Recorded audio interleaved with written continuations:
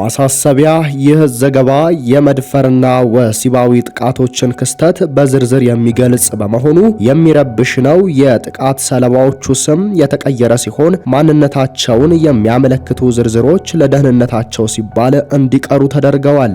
በአማራ ክልል በማስረጃ የተረጋገጡ ብቻ ከ2000 በላይ ሴቶችና ህፃናት የአስገድዶ መድፈር ጾታዊ ጥቃት እንደደረሰባቸው ተገልጿል። ጥቃቱም የደረሰው በመንግስት ኃይሎችም ነው ተብሏል። ቢገድሉኝ ይሻለኝ ነበር። የሴቶችን ህይወት እያበላሸ ያለው የተዘነጋው የአማራ ክልል ጦርነትም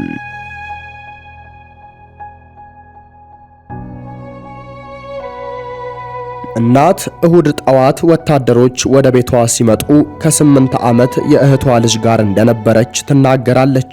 የኢትዮጵያ መከላከያ ሰራዊት ታህሳስ 27 ቀን 2017 ዓመተ ምህረት በአማራ ክልል እየበረታ የመጣውን የፋኖ ታጣቂዎች አመጽ ለመከላከል ከሚወስደው እርምጃ ጋር በተያያዘ የቤት ለቤት ፍተሻ እያደረገ ነበር። እናት የኢትዮጵያ መከላከያ ሰራዊት የደንብ ልብስ የለበሱ 3 ወታደሮች ደቡብ ጎንደር ወደሚገኘው ቤታቸው እንደመጡና ስለማንነቷ እንዲሁም የፋኖ ታጣቂዎች ከምትሰራበት ጠላ ቤት እንደሚመጡ መጠየቅ መጀመራቸውን ትናገራለች። የ21 ዓመቷ እናት የፋኖ ታጣቂዎች እንደሚመጡ ማረጋገጧን ትገልጻለች። እንዴት ብለን እንዋሻለን? እንዴትስ ብለን እንክዳለን? ነገሮች ወዲያው ብዙም ሳይቆዩ ተካረሩ።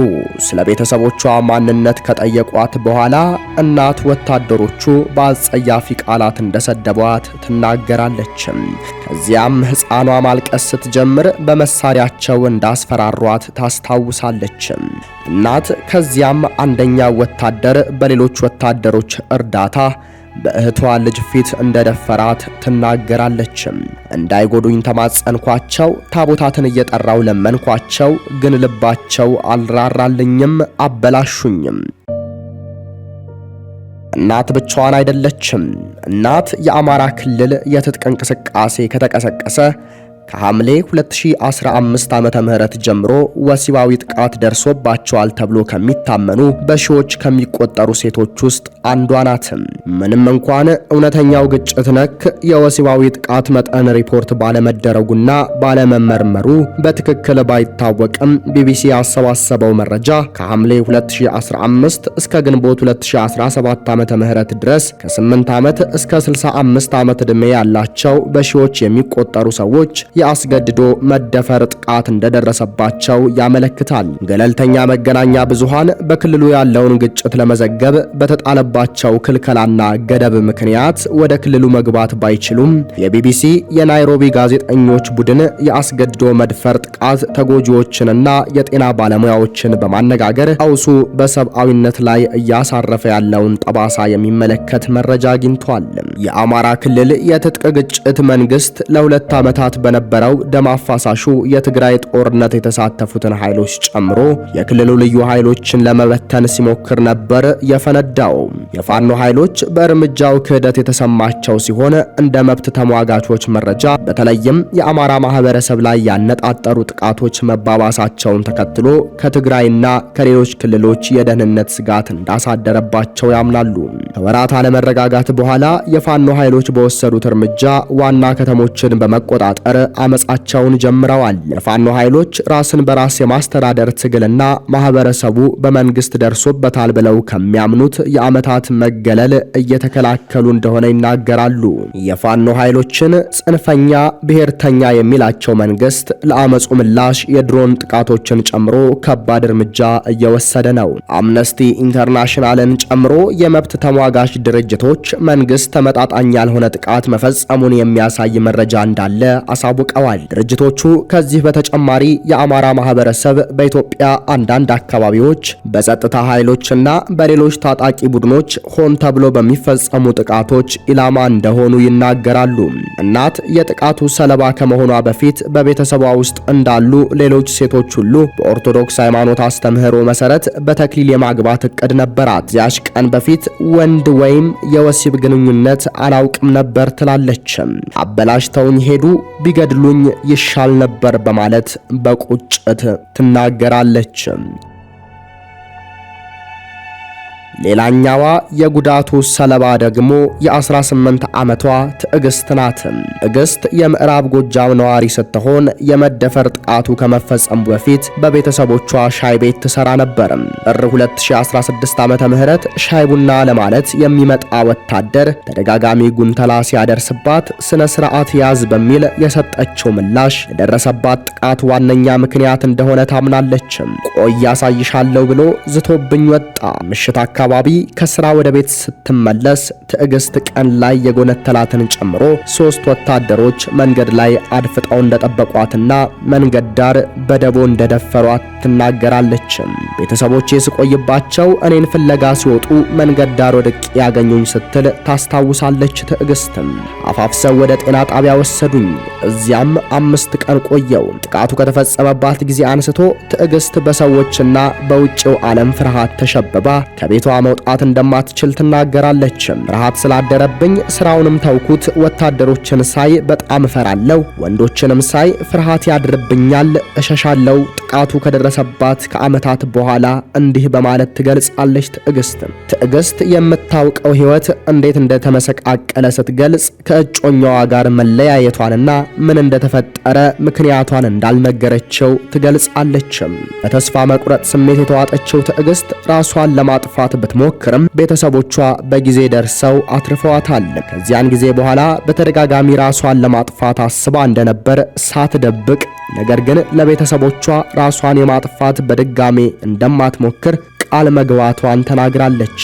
በአማራ ክልል የተፈጠረው ቀውስ መረጃ ለማግኘት 4% ከሆኑት የክልሉ 43 ጤና ጣቢያዎችና የሕክምና ባለሙያዎች ምንጮች መረጃ ተሰብስቧል። እነዚህ ተቋማት ከሐምሌ 18 ቀን 2015 ዓመተ ምህረት እስከ ግንቦት 2017 ዓመተ ምህረት ድረስ 2697 ሰዎች የአስገድዶ መድፈር ጥቃት እንደደረሰባቸው ሪፖርት አድርገዋል። እነዚህም ውስጥ 45% የሚሆኑት ከ18 ዓመት በታች የሆኑ ታዳጊዎች ናቸው። ከተጎጂዎች ውስጥ ከግማሽ በላይ የሚሆኑት በደረሰባቸው ጥቃት የአባላዘር በሽታ ሲያዙ፣ በርካቶች ደግሞ ለእርግዝናና ለከባድ የስነ ልቦና ቀውስ ተዳርገዋል። ይሁን እንጂ በርካታ የወሲባዊ ጥቃት ተጎጂዎች መገለልን በመፍራት የአባላዘር በሽታ መያዛቸውን ወይንም መጸነሳቸውን ላለማወቅ የተፈጸመባቸውን የመደፈር ጥቃት ሪፖርት ማድረግም ሆነ የሕክምና አገልግሎት ማግኘት አይፈልጉም። ለዚህም ነው በደህንነት ስጋት ስማቸው እንዳይጠቀስ የፈለጉ አንድ ከፍተኛ የጤና ባለሙያ በአማራ ክልል ግጭት ወደ ጤና ተቋማት የመጡ ተጎጂዎች ከባህሩ በጭልፋ ናቸው የሚሉትም። ካለባት የደህንነት ችግር የተነሳ ራሷን ወደ ጤና ተቋም ወይንም ለሚመለከተው አካል ሪፖርት ያላደረገችው አንደኛዋ ተጎጂ ለምለም ትባላለች። ለምለም እንደ HIV አይነት በሽታ ተላልፎብኝ ሊሆን ይችላል በሚል ስጋት የተፈጸመባትን የአስገድዶ መድፈር ጥቃት ሪፖርት ካላደረጉትና የሕክምና እርዳታ ካላገኙት ተጎጂዎች መካከል ናት። 23 ዓመቷ የደቡብ ጎንደር ነዋሪ ታህሳስ 28 ቀን 2017 ዓመተ ምህረት የመንግስት ወታደሮች በተለመደ እንቅስቃሴያቸው መሳሪያ ያለውን ሰው ጠቁሚን ብለው መረጃ ፍለጋ ወደ ቤታቸው መምጣታቸውን ትናገራለች። የሚፈልጉትን መረጃ ባለመስጠቷ አንደኛው ወታደር ከዛተባት በኋላ እንደደፈራት ተናግራለች። ጩኸት ብታሰሚ አንድ ጥይት ነው የሚበቃሽ ብሎ አስፈራራኝ ትላለች ለምለም። 1 ወር ሙሉ አለቀስኩ። ምግብ አይርበኝም። ስራዬ ማልቀስ ብቻ ሆነ። ቆሜ ለመሄድ ተቸገርኩ። ህመምተኛ ሆንኩ ትላለች ለምለም የደረሰባትን ስታስረዳ። ማህበረሰባዊ ሐሜትን በመፍራት ጭንቀት ውስጥ መግባቷን የምትናገረው ለምለም ከቤተ ክርስቲያን መራቋንም ተናግራለች። ሴት ሆኖ መፈጠር ያስጠላል። ወንድ በሆነ ደብድበው ጥለውኝ ይሄዳሉ እንጂ እንደዚህ ህይወቴን አያበላሹትም ነበር ስትል ለምለም የደረሰባትን ጥቃት ቁስል በሴትነቷ ላይ ያሳደረባትን ከባድ ስሜት ታብራራለች። በክልሉ ስለተፈጠረው ጉዳይ የጤና ባለሙያዎች ሲገልጹ እያለቀሱ በፍርሃት እየተንቀጠቀጡ ለማውራት እየከበዳቸው ነው የሚመጡት ሲሉ አንድ የጤና ባለሙያ የተጎጂዎችን ስሜት ይገልጻሉ። ሆኖም ወደ ጤና ተቋማት የሚመጡ ተጎጂዎች የአጥቂዎቻቸውን ማንነት ለመናገር እንደሚያመነቱና ፍትህን ፈልገው እንደማይመጡ ባለሙያዎች አመልክተዋል። ይህም በከፊል በሚል በግጭቱ ምክንያት ሕግና ስነ ስርዓት በመስተጓጎሉ ነው። ለዚህ ዘገባ ሲባል ስሟን በመቀየር ሰላም እያለን የምንጠራት የ18 ዓመት ወጣት ይህ ክፍተት ለሁለተኛ ጊዜ የጥቃት ሰለባ ያደረጋት ተጎጂ ናት። ሰላም እንደ ሌሎቹ ወጣቶች ራሷንና ቤተሰቦቿን ለማስተዳደር እንጀራ ፍለጋ ነበር ወደ ከተማ የሄደችው። የኮሌጅ ትምህርት ብትማርም በሰሜን ወሎ በሚገኝ አንድ ከተማ የቀን ስራ ፍለጋ በወጣችበት ሰኔ 2017 ዓመተ ምህረት ስራ እንቅጠርሽ ብለው በወሰዷት ሁለት ሲቪል ወንዶች በቡድን ተደፍራለች። ከቤት እንኳን አትወጣም የሚሉት ሐኪሟ መረጋጋት የላትም፣ የሚረዳት ሰውም የለም ሲሉ የደረሰባትን ጉዳት ይናገራሉ። ይህም ሰላም ምን ያህል የአእምሮ ቁስለት እንደደረሰባትና ብቸኝነት ውስጥ እንዳለች አጉልቶ ያሳያል። ምንም እንኳን ሰላም ጥቃቱን ለፖሊስ ሪፖርት ብታደርግም ከወራት በኋላም ቢሆን ተጠርጣሪዎች አልተያዙም፣ ፋይሉም ምን ደረጃ ላይ እንዳለ አይታወቅም። ከዚህ በፊት ከተማ ላይ የሚታየው ኬዝ ውስን ነበር፣ ለሕግ በአስቸኳይ ነበር የሚቀርበው። አሁን ተጎጂዎች ድጋፍ አያገኙም፣ ያለው ሁኔታ ነው አሁን ክፍተቱን እየፈጠረ ያለው ሲሉ የጤና ባለሙያው የግጭቱን ዙሪያ መለስ ዳፋ ይገልጻሉ። ባለሙያዎቹ ለሕክምና ወደ ጤና ተቋማት የሚመጡ ተጎጂዎች በእርግዝና ፍርሃት ምክንያት መሆኑንም ተናግረዋል። ሌሎቹ ደግሞ ጥቃት ከደረሰባቸው በኋላ ዘግይተው ወደ ጤና ተቋማት የመምጣት አዝማሚያ ያላቸው ሲሆን ኤችአይቪን ጨምሮ የአባላዘር በሽታዎች መከላከያ በማይሰሩበት ወቅት ይደርሳሉ።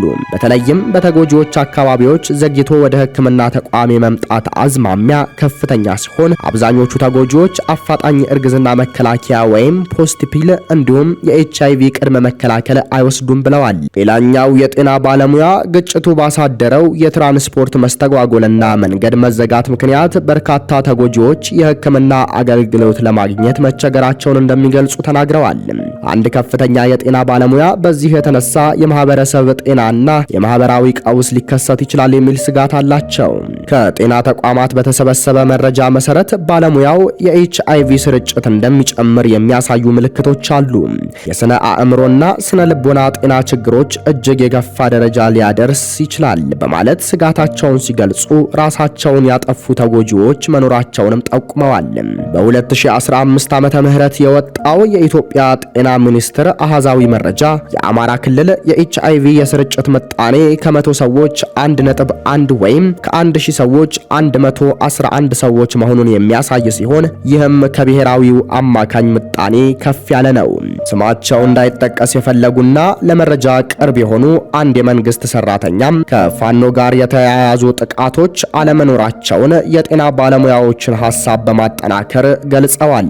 አብዛኛዎቹ የአስገድዶ መድፈር ጥቃቶች መከላከያ ሰራዊት ካምፕ በመሰረተባቸውና በሚቆጣጠራቸው ከተሞች አካባቢ የተፈጸሙ ቢሆንም ባለሙያዎች የከተማ ነዋሪዎች የተሻለ ግንዛቤና የጤና አገልግሎት ስለሚያገኙ ጥቃቶችን ሪፖርት የማድረግ አዝማሚያቸው ከፍ ያለ ነው ይላሉ። የኢትዮጵያ መከላከያ ሰራዊት ለቀረቡበት ክሶችና ወቀሳዎች ምላሽ እንዲሰጥ የተጠየቀ ሲሆን ከወራት መጠበቅ በኋላ ምላሽ አላገኘም። ጉዳዩ ከሚመለከታቸው የአማራ ክልል ከፍተኛ የሥራ ኃላፊዎች ዝርዝር መረጃ ለማግኘት የተደረገው ተደጋጋሚም ጥረት አልተሳካም። የአማራ ፋኖ በጎጃም ምክትል ሰብሳቢና የፖለቲካ ጉዳዮች ኃላፊ የሆኑት አቶ አስረስ ማረ ቢቢሲ ተዋጊዎቻቸው የአስገድዶ መድፈር ጥቃቶች ስለመፈጸማቸው እውቅና እንደሌላቸውና የቀረበባቸው ክስም እንደሌለ ተናግረዋል። ምክትል ሰብሳቢው አክለውም ወሲባዊ ጥቃት የፈጸመ ተዋጊ ያለ ርህራሄ እስከ ሞት የሚያደርስ ቅጣት የሚጥል ሕግ እንዳላቸው ገልጸዋል። መንግስት የተፈቀደና በባህር ዳር ዩኒቨርሲቲ የሚመራ ቡድን ከግጭቱ ጋር ተያይዞ በሴቶች ላይ የደረሰውን ወሲባዊ ጥቃት እያጠና እንደሆነና የግኝቱ ውጤትም በሚቀጥሉት ወራት ይፋ እንደሚሆን ማወቅ ተችሏል። አምነስቲ ኢንተርናሽናል በኢትዮጵያ መከላከያ ሰራዊት ቀጣይነት ያለው ከባድ የተጠያቂነት ችግር እንዳለ ስጋቱን በተደጋጋሚ አሳውቋል። የተቋሙ ተመራማሪ ሃይማኖት አሸናፊ አጥቂዎችን ወደ ፍትህ ለማምጣት ትርጉም ያለው ጥረት የለም ይላሉ። ከአሁን ድረስ እየተዋጉ ነው። ለፈጸሙት ጥቃት ካለምንም ቅጣት እስካሁን እየተንቀሳቀሱ ነው። ሕይወት የሚቀይር ጥቃት የተፈጸመባቸው ተጎጂዎች ፍትህ ያስፈልጋቸዋል ብለዋል። ለእናት ጥቃቱ ያስከተለባት ፈተና ብዙ ነው። ጥቃቱ ከተፈጸመባት ከአንድ ወር በኋላ የደረሰባት የአእምሮ ቁስለት ለማምለጥ መንደሯን ለቃ ተሰዳለች። ከዚያም ግን ከጥቃቱ መጸነሷን ተረድታለች። ያስመልሰኝ ጀመር ስትል ታስታውሳለች። እናት ጽንሱን ለማቋረጥ አስባ ነበር። በኢትዮጵያ የመደፈር ጥቃት የደረሰባቸው ሴቶች እስከ 12 ሳምንት እርግዝና ድረስ ጽንስ ማቋረጥ በሕግ የተፈቀደ ነው። እግዚአብሔርን ፈራው፣ እናቴም አሳዘነችኝ፣ በሞተባት ምን ትሆናለች ትላለች እናትም የሕይወቷን አጣብቂኝ ምርጫ ስታብራራ። መጨረሻም እናት ባለፈው ዓመት ነሐሴ ወር መጨረሻ ላይ ከ3 ቀናት ምጥ በኋላ ሴት ልጅ ተገላገለች። ምንም እንኳን እናት ልጇ የደረሰባት የመደፈር ጥቃት ውጤት ብትሆንም የእግዚአብሔር ስጦታ አድርጋ ትመለከታታለች። ይሁን እንጂ አሁን ላይ እናት ከዘመድ ተጠግታ የምትኖር ሲሆን ልጇን መንከባከብ ስላለባት ስራ መስራት አትችልም። እናት ልጇን ለማሳደግና ራሷን ለማስተዳደር የወደፊቱ ጊዜ ያስጨንቃታል። ይህ መኖር ከተባለ አዎ እየኖርኩ ነው ስትል ታክላለች።